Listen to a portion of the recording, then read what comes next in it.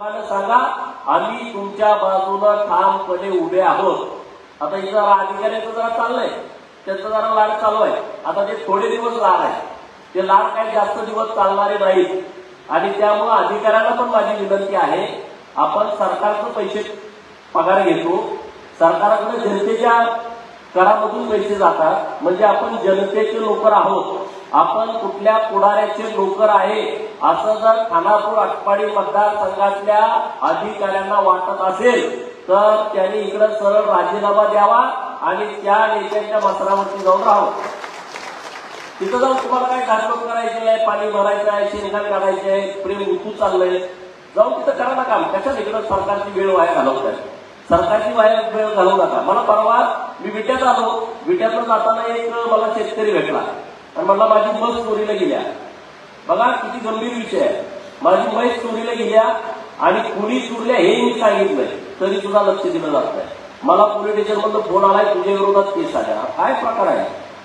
Oasis फर्टिलिटीच्या तज्ज्ञांनी IVF उपचार पद्धतीद्वारे 1 लाखांहून अधिक जोडप्यांना मातृत्व प्राप्तीचा आनंद दिला आहे. मोफत अपॉइंटमेंट बुक करण्यासाठी आजच संपर्क साधा. काय प्रकार आहे? मग मी त्या अधिकाऱ्यांशी बोललो, कशासाठी असले उद्योग करतात, कशासाठी उद्योग करतात? आता काल एका कार्यकर्त्याच्या डोक्यात 3 टाके पडले, त्याचा पाय फ्रॅक्चर झालाय, दोन्ही पायाला 4 टाके पडले, तरी कलम 324.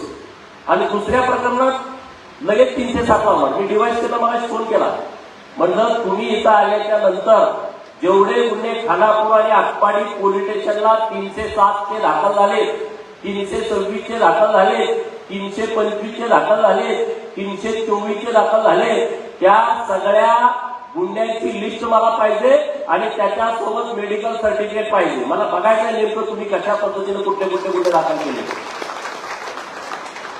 तुमच्या काय बापाची जागीरदार आहे का इथं कशाही पद्धतीनं तुम्ही काम करता? हे चालणार नाही. नोकऱ्या नीट करा, नाहीतर घरी घेऊन कामाचं जाताल. या सगळ्या लफड्यात तुम्ही आमच्या पडू नका. तुम्ही तुमच्या पद्धतीनं नोकऱ्या नीट करा, नाहीतर तुम्हाला परत अडचणीत येईल. परत आम्ही पण टोकाच्या संघर्षामध्ये उतरलोय, कारण गरीब लोकांना त्रास झालेला आम्हाला अजिबात चालणार नाही. आम्ही गरिबांची बाजू पहिल्यापासून लावून धरली आहे आणि पुढे आम्ही ती बाजू लावून धरणार आहे. कुठल्याही गरीबाची आम्ही बाजू सोडणार नाही. आम्ही कुणावरती अन्याय करत नाही आणि त्यामुळे आमचा अन्याय करण्याचा स्वभाव नाही. पण जो कोणी अन्याय करतोय त्याच्या विरोधामध्ये लढण्याची आमची पहिल्यापासूनची भूमिका आहे आणि तेच आमचं रक्त आहे. त्यामुळे तुम्ही चिंता करू नका, आम्ही तुमच्या गरिबांच्या सगळ्यांच्या बाजूला राहणार आहे.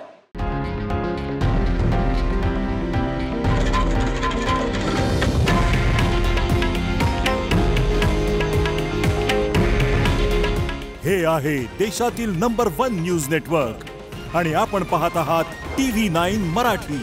काळजी तुमची, हित महाराष्ट्राचं.